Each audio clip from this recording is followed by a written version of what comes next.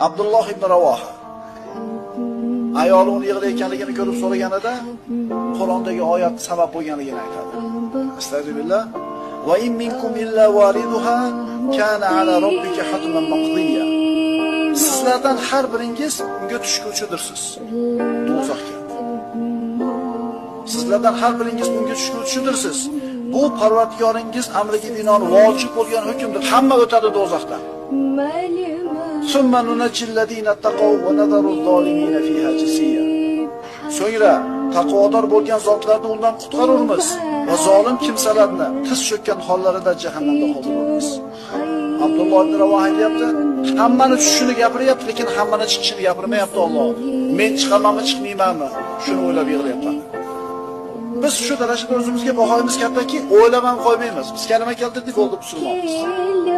Biz namoz o'qiyapmiz, bo'ldi, gunohlarimiz kechirilgan.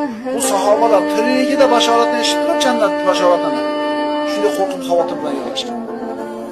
Qachon biz Abdulloh ibn Ravohaga o'xshab yig'larkanmiz, birodarlar?